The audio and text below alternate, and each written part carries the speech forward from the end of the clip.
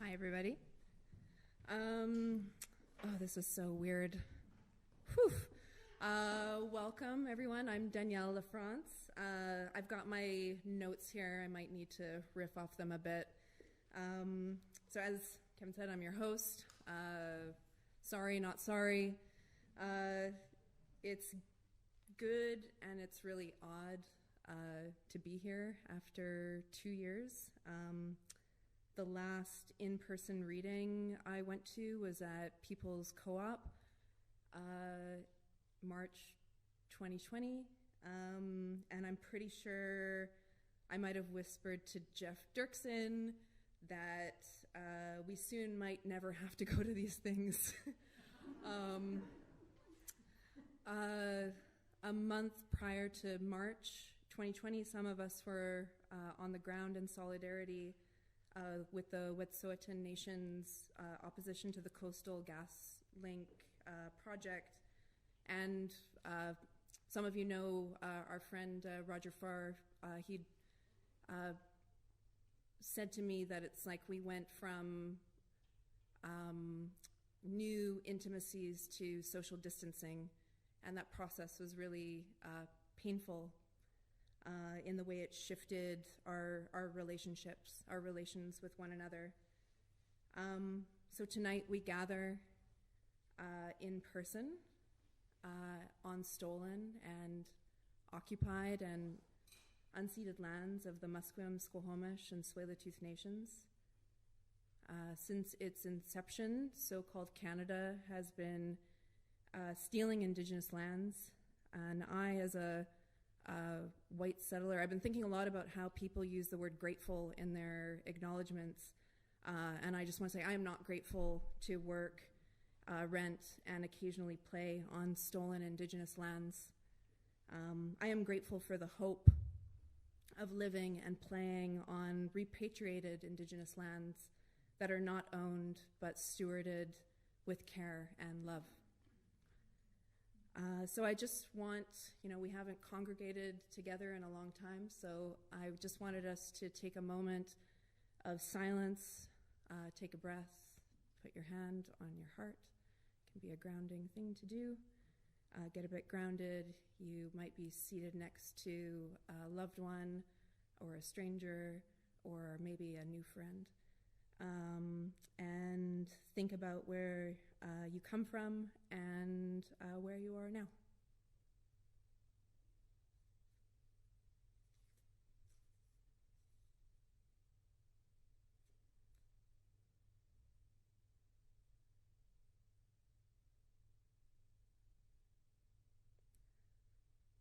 I think throughout the course of the pandemic, I really relished the possibility of never attending another poetry night.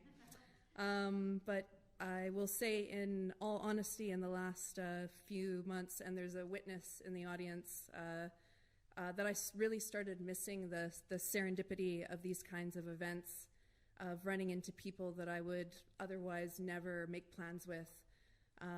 So here we are. Bill Bissett. I'm going to read a little bit from, tonight we'll start with Bill Bissett and Jónína, and then we'll have a bit of a break. So Bill Bissett, these are his words, is originally from Lunaria over 300 years ago in Lunarian time, sent by shuttle through Halifax, Nova Scotia. From one Venusian to a Lunarian, what I always come back to with Bissett's writing and use of language is the way his use of phonetic spellings really slow us down, to really pay attention to the significance of words and language as material we can build new worlds with. As he writes in It's the Sailor's Life, Still in Treatment, Meditasyuns from Gold Mountain, words have effects on our hearing. Two scientists from Psychology Today who believe in God write, a single word has the power to influence the expression of genes that regulate physical and emotional stress. This Venusian, with a sailor mouth who doesn't believe in God, says, may Bill Bissett keep on writing, keep on performing, so that we too can let go of our learned, scripted behaviors like he attempts to offer us with every poem. The Lost Winter Poem.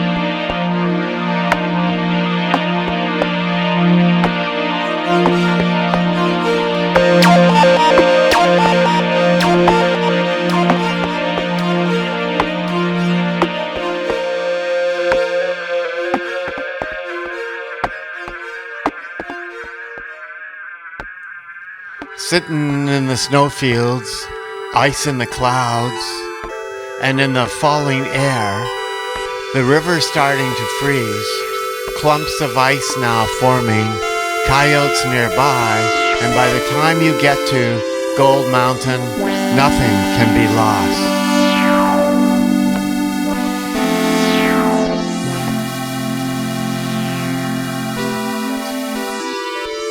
An eagle swoops over, the earth is turning, the bright winter sun glazes us. Do I know? Do you? Very cold Colorado and or Arctic winds cut through this day. We stow away supplies, the sun is becoming behind us now, and night comes in fast, and we are looking up at the stars and the moon. The temperature dropping in this part of the Milky Way. It's a beautiful galaxy in this infinite space. The temperature dropping more, and we start to move indoors for the night. Another day gone into memory.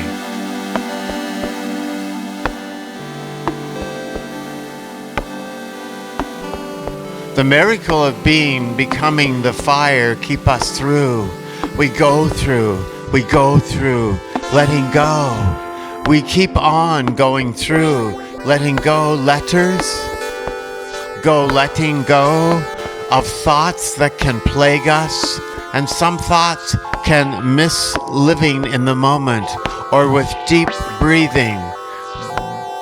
Breathe it all in, breathe it all out, enhance, embrace what is, each move.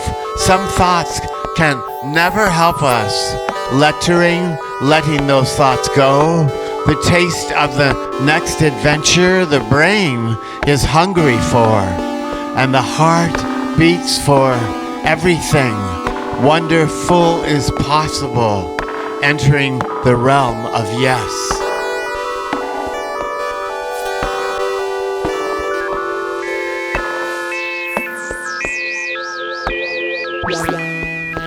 Some presence beyond linear right-angled thought can lessen the worry and the difficult side effects of being and becoming.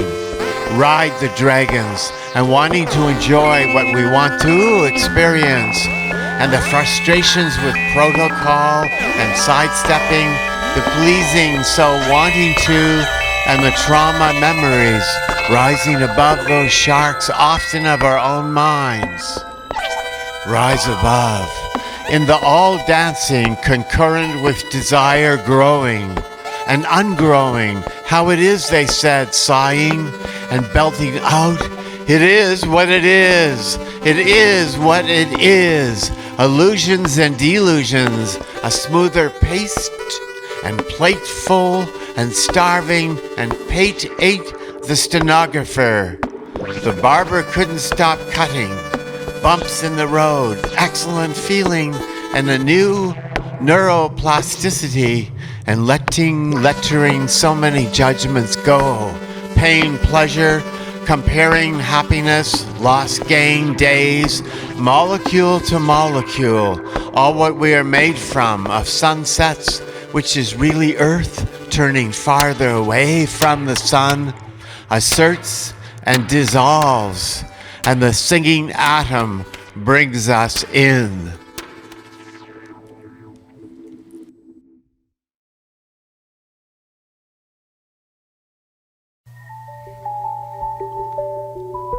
Do you remember?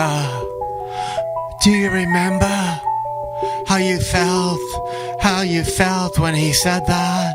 When he said that, you looking at him? Are you looking at him? See, Louise, yes.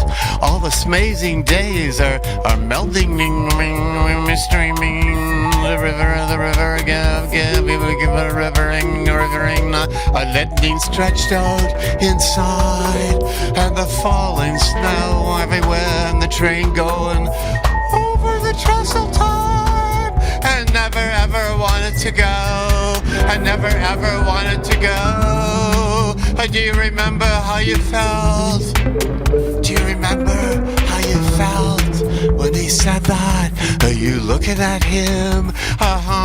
Emotionally, if everything's really my choosing, if everything's really my choosing, a deep breathing and the feathery river, and no more crying. Be happy or spreading wings be, spreading wings be to get there, and tucking them in for dinner there in Naranjo. Performance, fell. I remember holding it in your palm, watching it move, how it moves there, and the melding and letting the harmonies clothing.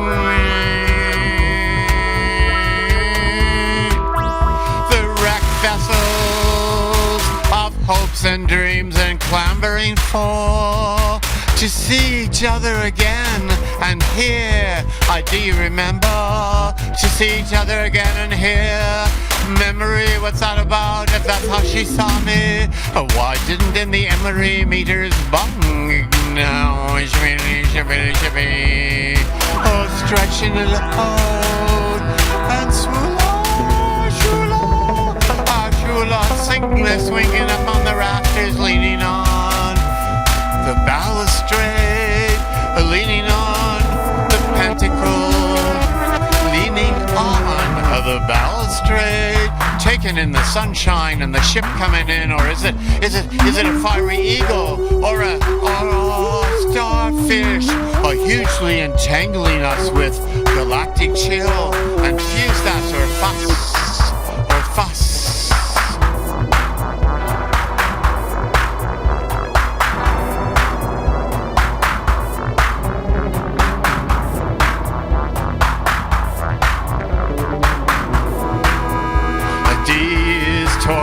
Spring doesn't want to do winter in Toro, and the stairs to his place in M are almost 90% vertical. Watch Longherno, all the dots musing, all the dots musing on. Eleonora did down, and right did, and I sure came, and right did, and I sure came to realize the dots often aren't for connecting. The dots aren't for often connecting. Oh, I do go forward to him again in 2 weeks. What is the unrealities of time, even at our fingertips?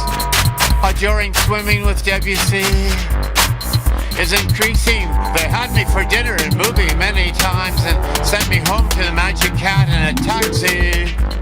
So smoother than ever each time, and all our lives replete with elasticity, a neuroelastin pleasing, Lisa's please, or Shababa Charlie, pleases pas sardonica.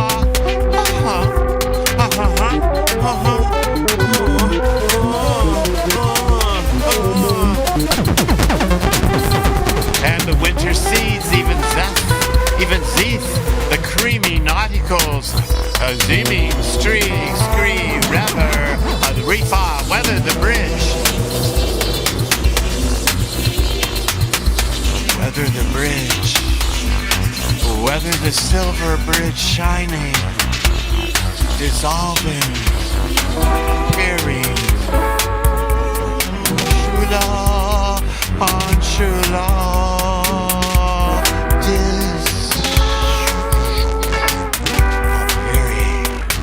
that's the pilot. I dig on the other side, the dig hole. How far down in would it sink? Oh, what creatures live in there? And then back again for more needles and the image and the shaping brush color and letting past any longing. You can grow beyond longing, she said to me. The midnight dreams, and I dreamed I jumped off the bridge and swam first the breaststroke and then the crawl to a new shore and a new log cabin and went inside. And the Mishik cat was waiting for me, and he made a wonderful fuss. And we hugged and lay down by the river in an easy seam. And they go mindedly inside the eye gaggin. Can you add a feature to this? Can you see this moment? This moment with you. This moment with you changed everything. To continue the dream, what was the thinking before the next lapse that went out with the brain changing, and lift the roof of the brain each night during sleep? They melt a little more and loosen some of the neural pathways and tighten some others more, adjusting and continuing the dream, the eye again to continue the dream. What was he thinking to say before the next lapse that went out with brain changing? Wasn't it then I wanted to deep breathe more than ever, and the crimson ice in the eyes of the sun gleams as I sank further into this winter reverie, hearing all our voices exclaim.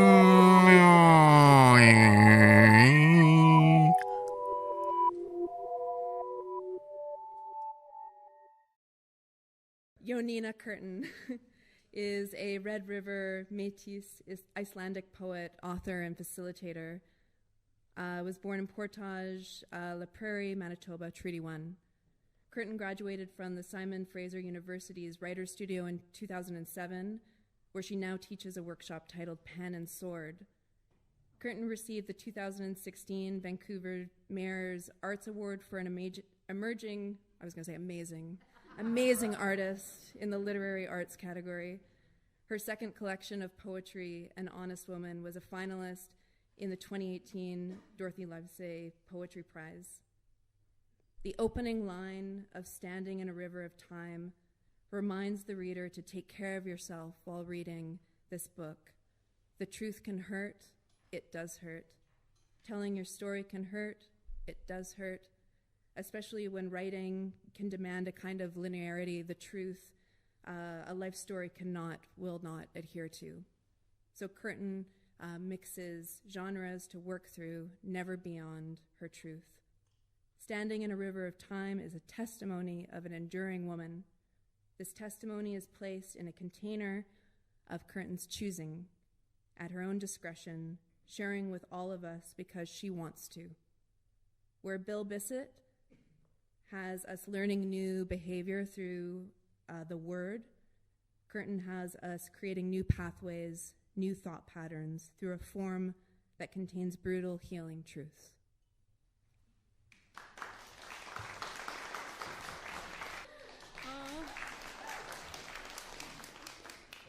Wow, hi everybody. It feels strange to be in person. It's been a while since I was at an event like this, and to be the person at the front of the room feels very odd at the moment. So I'm just going to take a minute just to calm myself, to take you in, to say thank you for being here. It's been so strange to not see people for so long, and now it's strange to see people, so there you go. We have to get used to each other again. There's so many people to thank, but it's not the Oscars. I have this big speech here that I was ready to give. I think I'll pass on most of it. I will have to say my thank yous other ways, but thank you definitely to Talonbooks. I wouldn't be here were it not for them. So I thought I would begin with this chapter that's titled Displaced, It's Always About the Land. And every chapter in this book begins with an epigraph, and this one is from Jean Tallet's book, The Northwest is My Mother. The Métis were not Indian enough to be acknowledged as having land rights, and they were too Indian to benefit from any policy other than slum clearance. One thing was certain: they were not wanted in the city.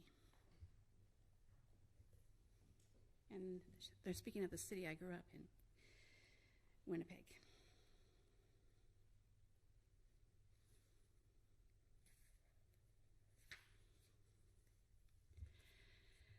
My parents seemed to always have so many decisions to make, and all the important discussions took place at the kitchen table. Children were not included, but I was nosy, so I would sometimes hang around the corner, out of sight, listening. Something about being the oldest child made me feel entitled to know more than my brothers. This was a feeling that was reinforced by my mother confiding in me when she needed a friend. Once we purchased the lot in Charleswood, we would all pile into the car to go look at our land. There were no seat belts, 2 adults in the front and us kids in the back seat, punching, hanging out the window. It was spacious. Those big old cars were spacious. My brother was a toddler.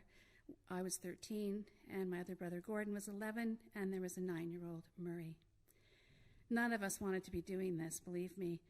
But as the oldest child and the temperature taker of my parents' relationship, I knew these visits to our land brought them together. I knew being landowners, homeowners, was important to them both. I had been listening to them talk about it most of my life. Just a short poem. Tell me again. Tell me again about the days before buffalo bones became china, about the days when rivers were roadways. Tell me again about the days before the white man's time-keeping ways.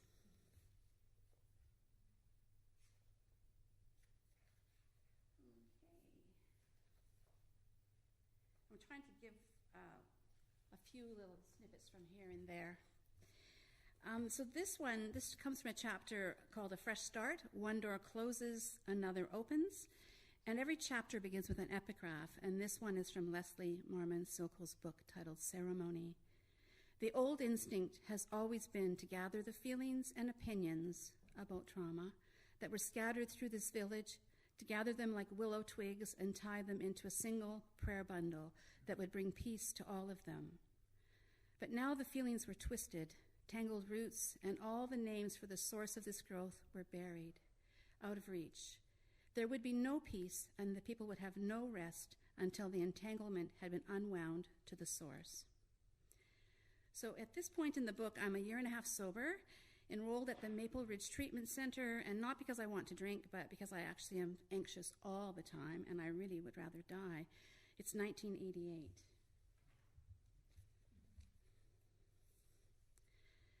I have made a new friend. She who saved me is a fiery black woman who speaks her mind.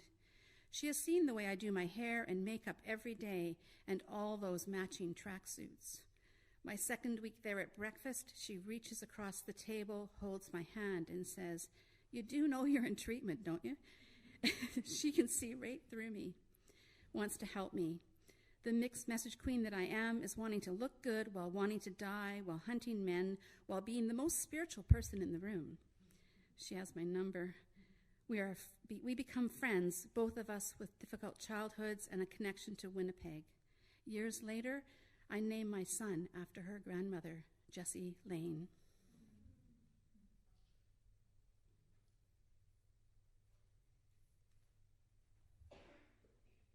So now we're into the chapter called Rebirth.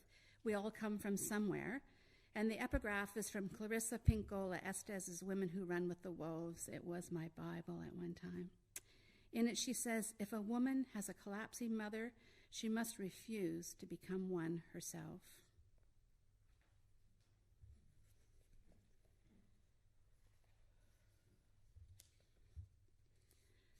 The first time I met you, I was lying on the couch of VJ, a healer specializing in a practice called rebirthing. For months now, she has been taking me down back to my own birth. Sometimes we do this in water, to make it easier for me to enter the spaces where I began. Together, we visit my mother's womb, a time before words. In those moments, all that exists is water and the drumbeat of my mother's heart. Every visit, VJ asks me to recall my descent down the birth canal. Some days I resist the best way I know how. I escape into my mind, the wordless place of meditation. When she notices this has happened, she asks me to change position, to get on all fours. I'm to pump up and down, breathe deeply. I don't like this. I prefer the drifting.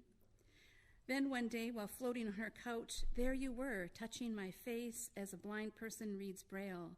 My face, a map you followed. Your hands I now know. I could feel your spirit, the lightness of you, as you introduced yourself to me. That was my son. So this is a poem called Umbilical, and it has a couple of sections, so I'll just put my finger up for the different sections. Umbilical 1. A navel string connecting us, delivering sustenance until shock of light awakens me. Doctors, nurses in masks, surround sound words delivered. It's a girl. Liquid born, I linger on the edge of what I know about my mother, the way she held me within her womb. I have wondered, did she want me? I do recall her saying the best days of my life were the days my children were born. Tied to us, she could not leave. 4. Firstborn, the only girl, I held potential, egg-filled promises of love, delivered faulty fetuses until one managed to hold on.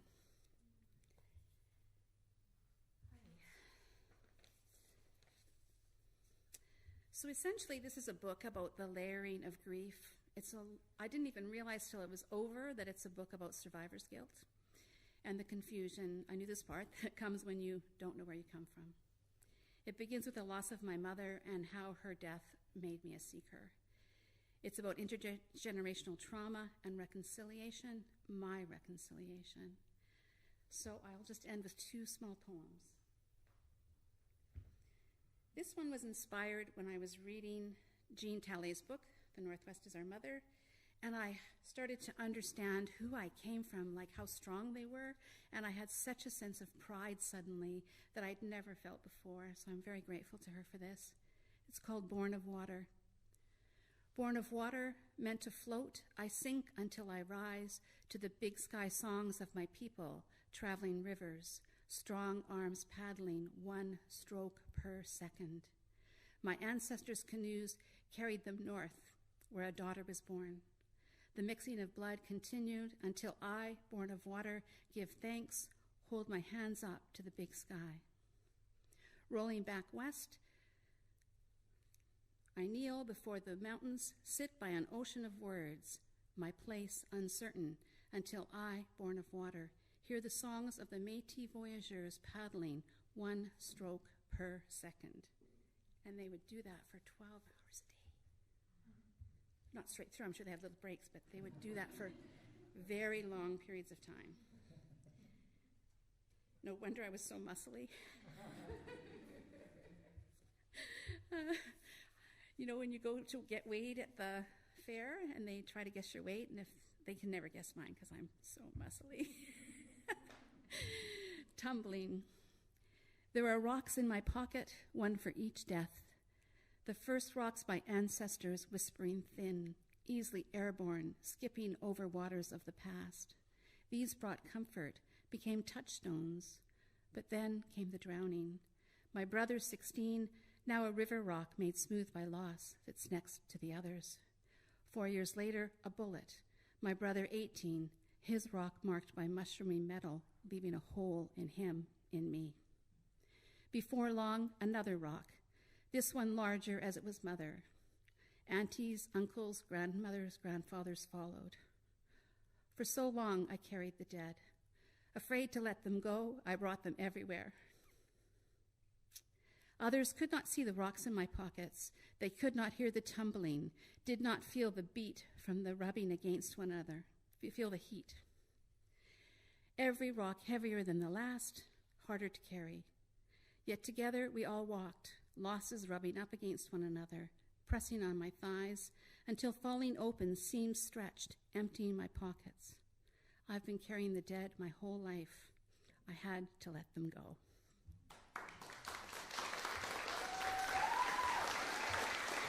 Okay, Ivan. Ivan Drury is a founding member of Red Braid Alliance for Decolonial Socialism, as well as an editor and writer with the Volcano newspaper.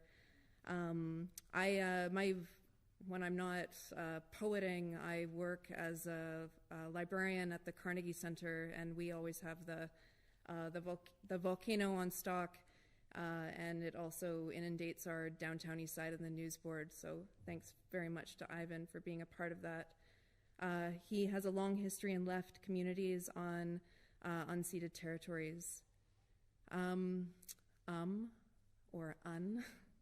Comes to us as a kind of time capsule filled carefully and sparsely with response, critique, and witnessing of the violent effects of imperialism as it presented itself through the U.S., war on terror, and the disappearance of people from the Middle East and North Africa.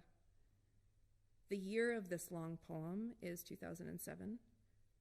I know you made some changes along the way, of course.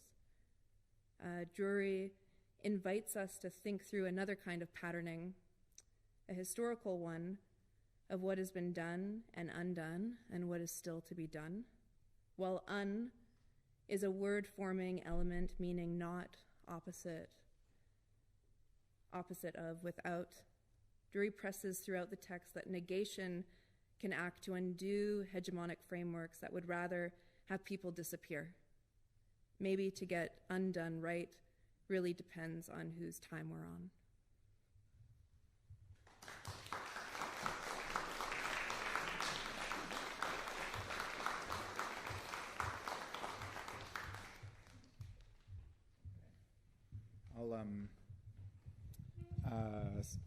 I don't have an external helper, a performance artist to help me with the beginning.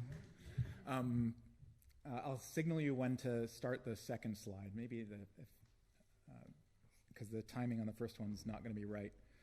So I know I can't match the really thoughtful acknowledgement that Danielle opened today with, but just to acknowledge that, again, I'm grateful is the wrong word because it signifies some kind of reciprocity, but recognize I'm on the unceded and occupied territories of the Musqueam, Tsleil-Waututh, and Squamish nations.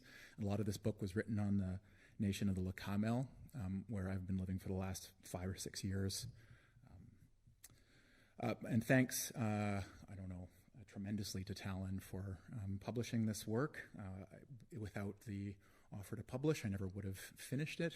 And finishing it was really generative and wonderful process, not least of which because I got to work with Catriona, who is an incredible editor, and it was really such a pleasure to work with her. I've never had such a wonderful editing experience before. And thank you, I think I mentioned in my acknowledgements, Cecily Nicholson, who throughout the many years that I was paying very little attention, I think denying my attention to the world of literature and poetry, the over focus on political struggle, Cecily reminded me all the time that this matters, and I was smart enough maybe to listen to her, and so without her, there's no way I would have published this book. It's just absolutely inconceivable, so thank you, Cecily, and Les for working together on that design. It was also an excellent experience. And finally, thanks, Danielle, Bill, Jónína, and Catriona for sharing, allowing me to be on the stage with you. It's a real, I feel like I feel a lot of gratitude for that. So getting this book in my hands has had me think 2 things that I wasn't sure of before.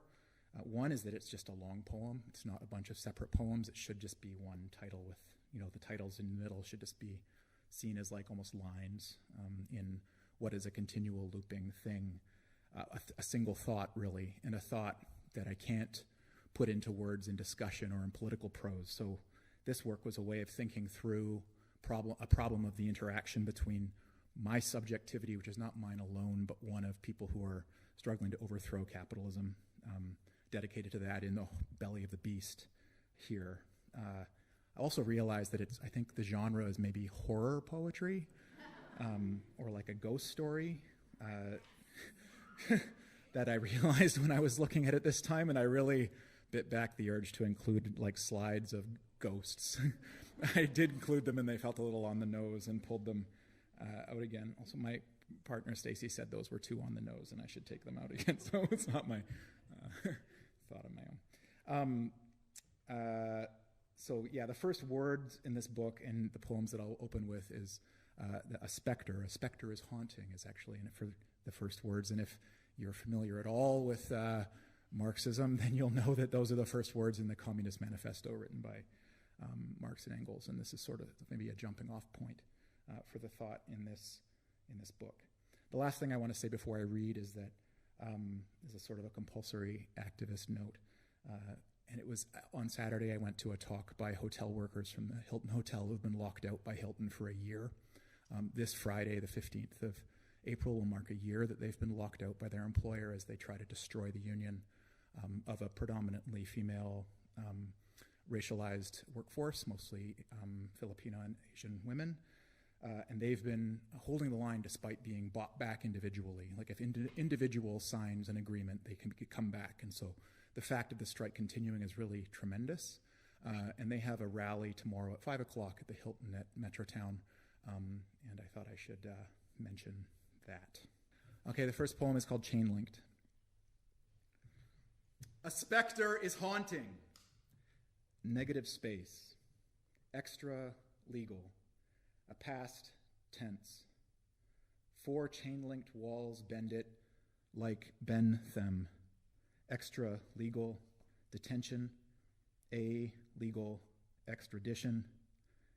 A symmetric warfare. PLUS. How many imperial gallons? VERSUS.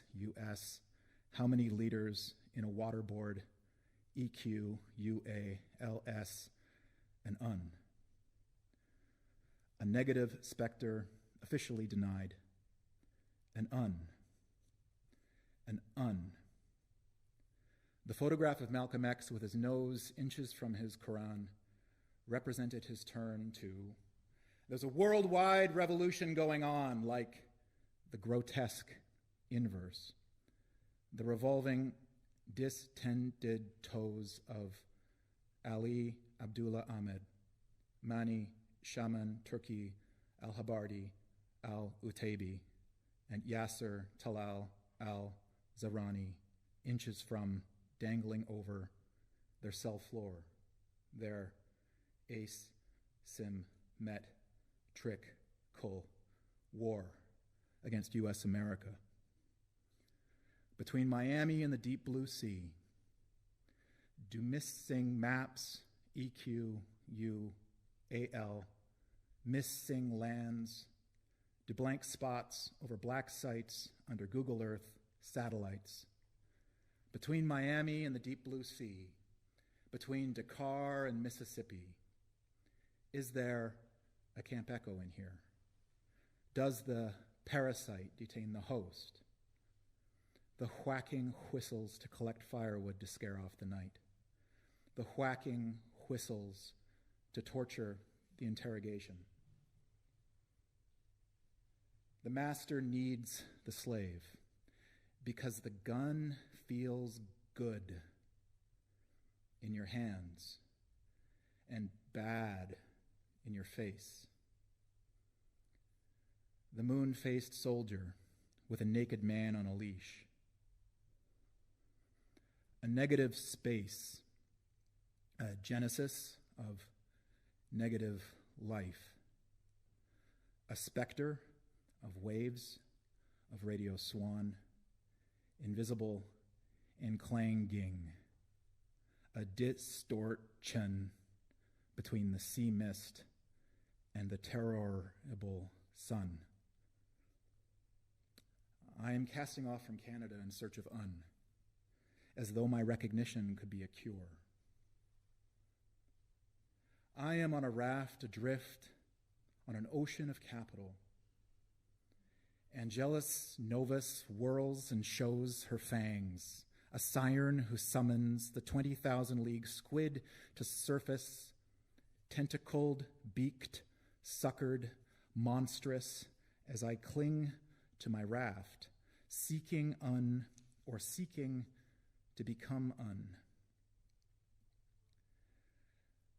The first coup attempt in Caracas was 5 months after 9/11. The failed coup in Bolivia, 20 months before the vacation from Kabul. Afghanistan took 1 week to begin, and imperial time stamps a beginning but refuses to end. Involuntary exile off the face. Nauru by freight, or Gitmo by black site.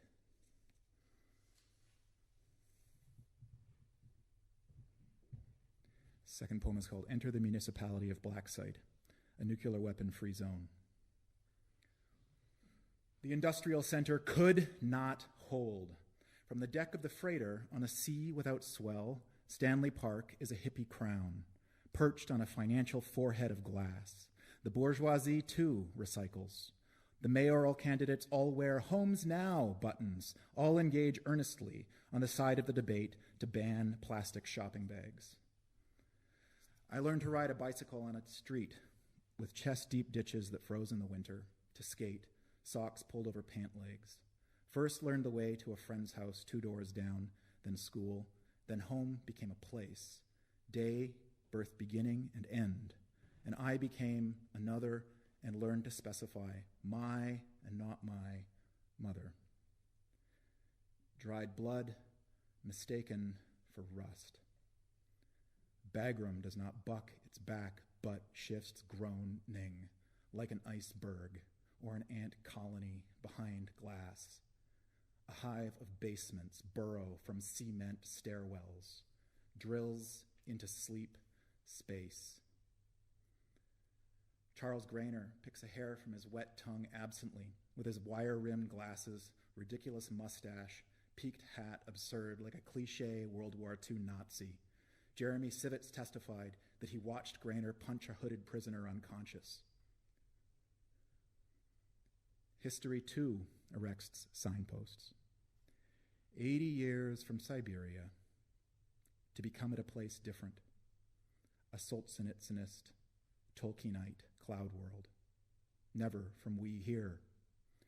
Bagram does not disappear. Guantanamo does not torture. No distance, no sign. Where I grew up, we were all middle class, and everybody was white at the time. Where I grew up, families fell normally apart. Drugs were not hard drugs. Violence was not stranger violence. Where I grew up, we named only those who were not where I grew up. Our own bodies went unseen. I was trained in don't see color. Packed between the studs of our failed bourgeois family structure and sealed with the drywall we painted with our fear, distance was insulation. There is no sign that says, "You are now entering the municipality of Blacksite." The unspoken is the rule, the unnaming of names, the undrawing of maps. A junk train moving slow through the plateau desert, passengers burrowed like ticks on the back of an iron dragon, scales of rust or dried blood. T-shirts wrapped around our heads against the sand sprayed by the rest of the world. Until names ascribe, things drift into the spaces between, characters until spaces swallow, maps until mouths swallow, speech. I saw the ghost of Bukharin again last night, scratching philosophy into his cell wall. We, W-E, is vacuum. They, T-H-E-Y, is un. Dead, D-E-A-D, might be, at least, L-E-A-S-T, some proof.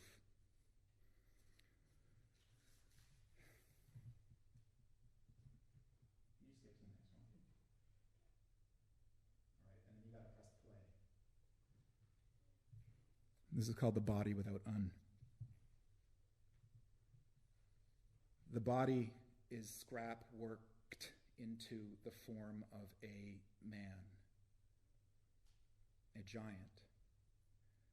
The body is a man who has a paper banner in the shape of a woman he parades around Afghanistan. The hands of the giant are too large for the body of the giant. The hands are leathered by war from strangling the land because the giant is not of the land.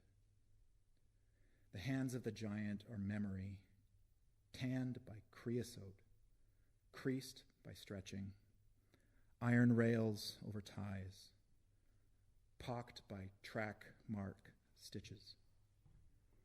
The giant's neck is a pedestal where the universities perch millions of minds. The body is a violent idea made powerful by exclusion. Here, every negation is a membrane over the rotten hull. A deportation is cocking for a gap between mistaken boards. Head taxes tar the starboard. The giant's tonsils hang like flypaper, dreams scream caught in the throat of the nation. Worker spiders harvest what catches there, to edit and string codes as glass beads. Dead labor precludes dead soldiers. Lateral social division, the vertical consumption of exchange value. A soldier rides the precision-guided missile from a robot flying through the bright Libyan sky into a pixel flash on the lime green screen from a trailer in the Vegas desert.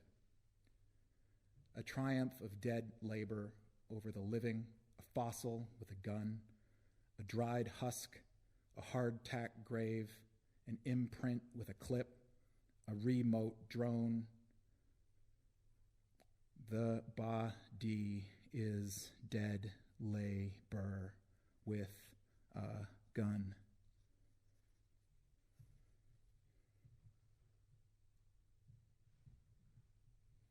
This last poem is called Lights, Walls, Metropoles.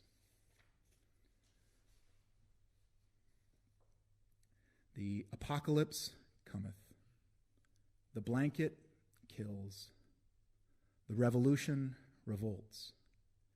And all that is uttered drifts. The Abu Ghraib torturers have served their sentences. The Union of Canadian Correctional Officers proletarianizes. Under such global force winds, even steel evaporates. The vacuum howls. The tower mourns. Bittersweet the song of separation. How well we speak. Je me souviens, Rambo 3, the heroic mujahideen. Hunger strikes for a pair of shoes, a better blanket, visitation rights, medication, recognition. A pair of shoes, a better blanket, visitation rights, medication, recognition. This part is supposed to be in Margaret Thatcher's voice, and I can't do a British accent. I'm going to embarrass myself. Can anyone do a British accent? Can you remind me what it sounds like? There is no. It's not Margaret Thatcher's. It's very slow. I practiced her cadence after listening to her thing, and then I couldn't do it. I can't do it in the midst of anything. I'm just terrible at it. So imagine Margaret Thatcher's voice. There can be no question of political status for someone who is serving a sentence for crime. Crime is crime is crime is crime. Shit is to sands as suicide is to un. There is no jurisprudence without crime. There is warfare and asymmetrical warfare. Dear detainee number 940, do you remember buttery skin under your palm? Do you wake up sick and stay in bed? Do you dream of highways or sores on your skin? Do you lust, despite the glass at the corner, at the crook of this concrete ceiling and concrete walls and the wire-cuttered window in your door? Do you look at clocks? Are there clocks anywhere? Are there clocks everywhere? Do you brush your teeth and floss? Do you feel like watching TV is a waste of time? Are there TVs anywhere? Are there TVs everywhere? Beneath such a hood, what memories, what projections? Lights, walls, metro poles. Is it too loud at night? Is it too quiet in the day? The triumph of form over content, of medium over message, is rage against the machine, echoing loud in a cement cell. Fuck you, I won't do what you tell me. Fuck you, I won't do what you tell me. Fuck you, I won't do what you tell me. Constant dark and constant light and constant noise and constant hum. Occasional footfall. Hinges creak. Behold, our dream cometh, without flag, without law, without nation state.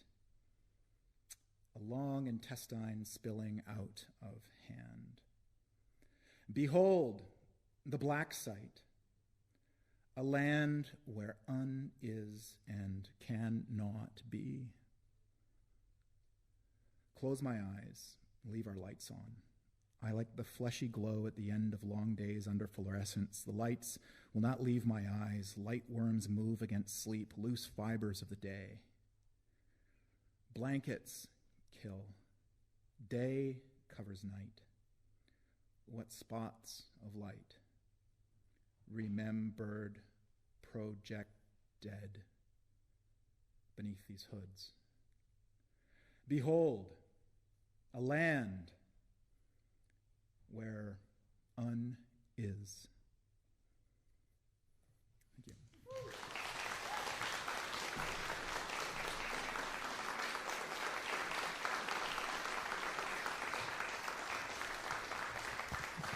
Thanks, Ivan.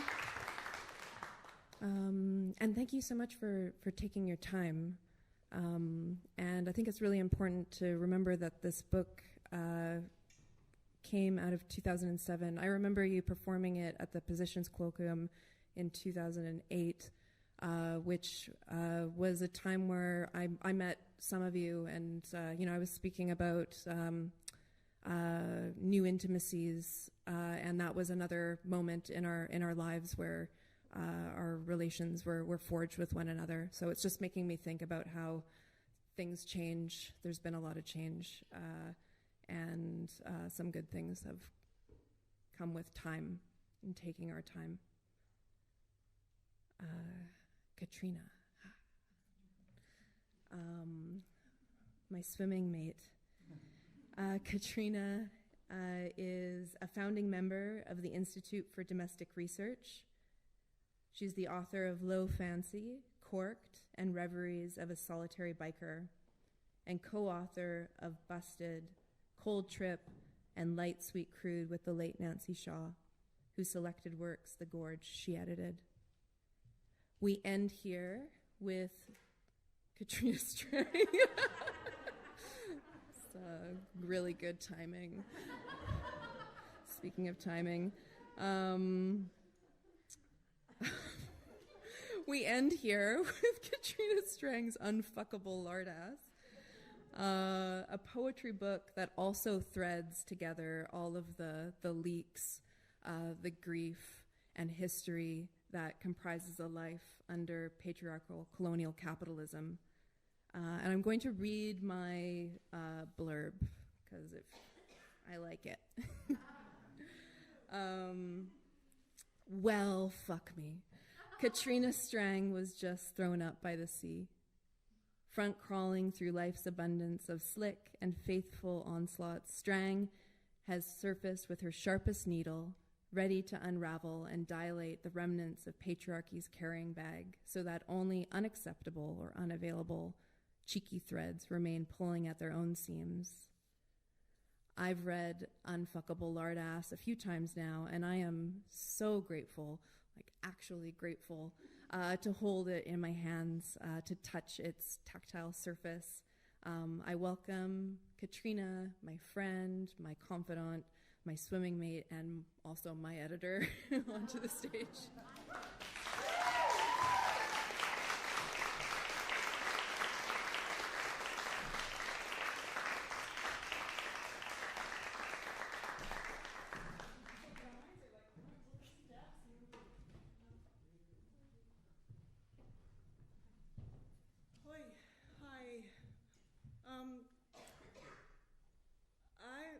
What I'm grateful for is to be here with you and see your faces. It's quite overwhelming.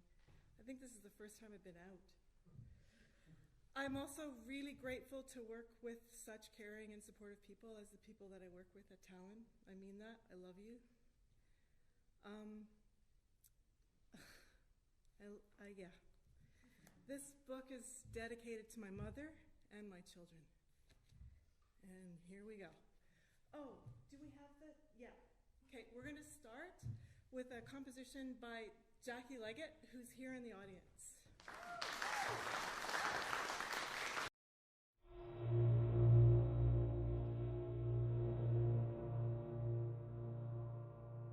One Thursday night, I noticed the uniqueness of each body in the Killarney Pool change room, and how none of them bear the sleek, smooth, primped, only regular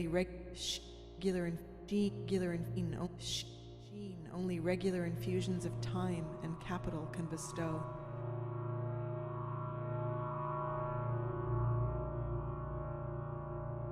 And although Annie said I should write about the tenacity of the wildlife on the river beneath the Oak Street Bridge, wrens, kinglets, sparrows, hummingbirds, herring, bees, seals, blackberries, tansy, fennel, willow, alder, mushrooms, oak, and how they seem to thrive right in the midst of tugboats, tractors, cranes, barges, logjams, cement plants, cars, trucks, bridges, trains, airplanes, garbage, capital's relentless onslaught.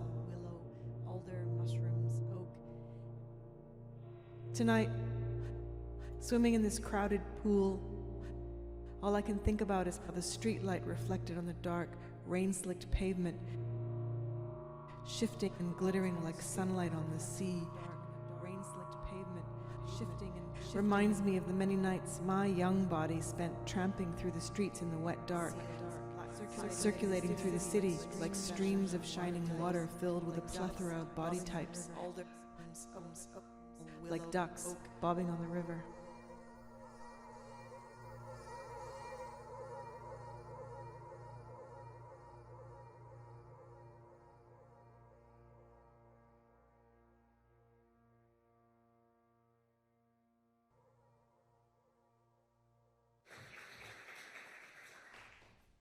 Aubergine for Ted Byrne. O burgeon, ill burden, whose glossy loft buds burnished, swells beamish, I'll bite unbidden.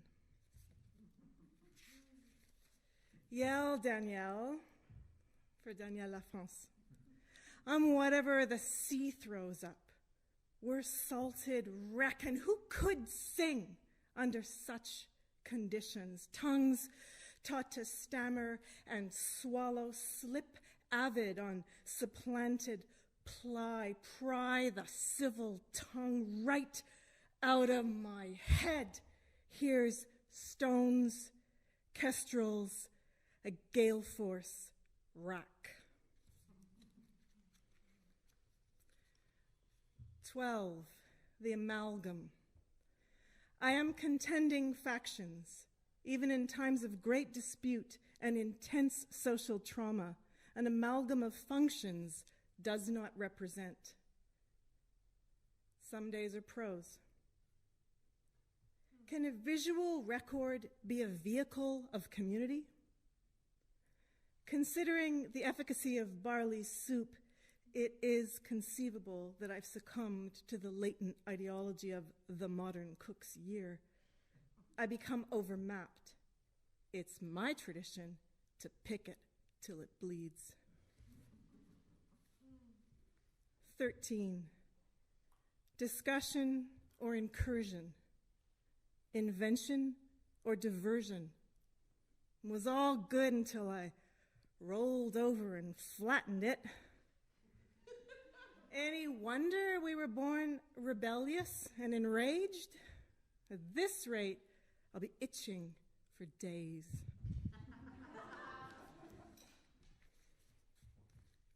15. New green shoots again, welcome wonders, edge rippling, torn up, replete rates, joyous ply, now baffle cavorting, uphill and down.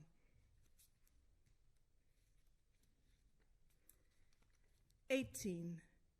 I objected to his scale of values. Simone de Beauvoir.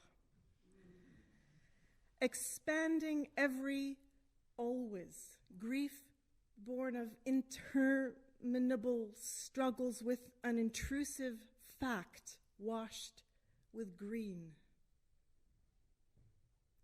Define public. Now define interest. I bear it. I saw night inventing you, Burgeon Burley. I have eaten everything. So that's the bottomless depths of my love divided by the number of times I inadvertently take a screenshot, try to turn off my phone. That was all from Unfuckable Lardass. This is from the next section, which is called By Patient Accumulation Also, which at one point I was writing with Steve Collis. To lease myself to pieces, too loose to attend, I was laced, closely pierced, of myself embroiled to pieces. I was attended too closely. I was wasted, unattended, my body in pieces, embroidered no peace. And I'm going to ask Nina Uhl to come and help me read this next bit, which is from a section called Lake Lac, which is dedicated to John Dowland. Cheers. Ready? Yeah. Old tears. Like a lit match, tears of relief. Renew anew. Tears of disbelief. After the drenching I took, tears of rage. There's giddiness and simmering in my head. Tears of despair. How often I confuse myself. Enraptured tears. Be a mother, lose a mother. Joyful tears. We are not alone in this process. Tears of exhaustion. Regret is a long day. Crisis tears. Chilblains as cultural heritage. Mother's tears. Wave the yellow flag of transition. Workers' tears. Against the gnawing of the heart. Concussed tears. Now, here's a list of difficulties. Evening tears. Consider the architecture of emotion. Overwrought tears. Oh, my constant hormones. Lovers' tears. So often, I just need to go home. Tears of pain.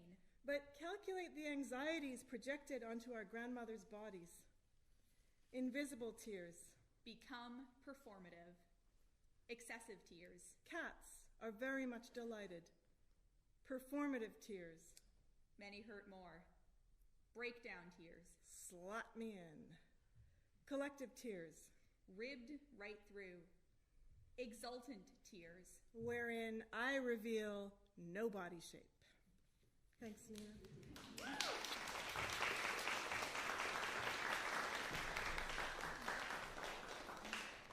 3.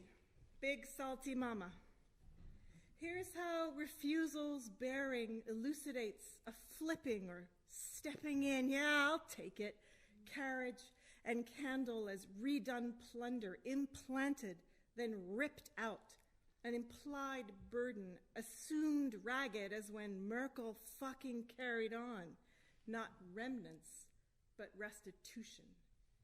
And doesn't function represent ceaseless labor inhaled and consumed? Maybe salt's tang underwrites, maybe grief implodes, maybe assholes slip, maybe the public is banal, maybe I'm failing, maybe this is a flavor. Sure, deleterious defense has never not been tricky.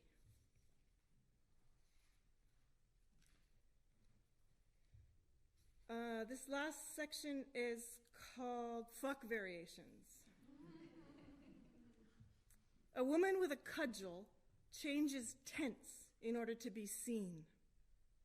Plow the fucking fields. And what would I be fit for? Despite the relief in loss, I became a subject merely due to my associations. Fuck it! Now we see the violence inherent in the system. Ruin, spoil, exhaust, or wear out. Insert hapless intensifier here. We don't care what you say. And no, I don't care to mess around.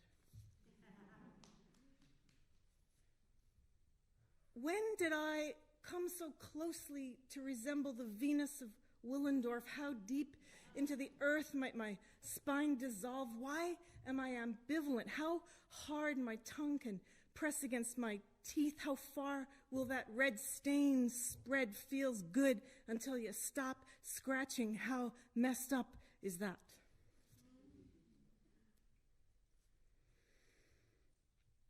Sideways straining in this mouth grit, some fulsome folly or febrile inset rupture, grafts candid rustling grips ruin, all roiling.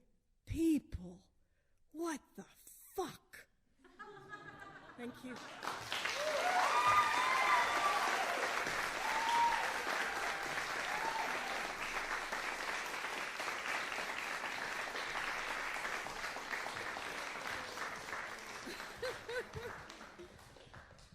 I love it.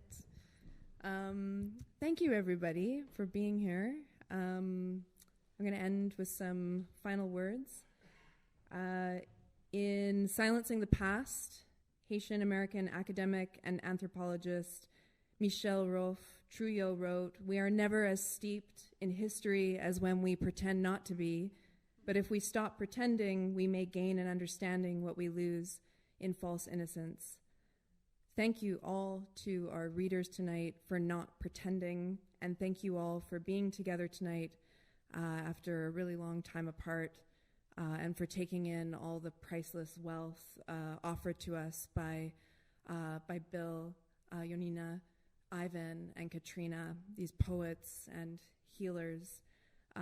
Let's never, ever, ever return to normal and treat each other with but let's treat each other with great tenderness. Thanks, everybody.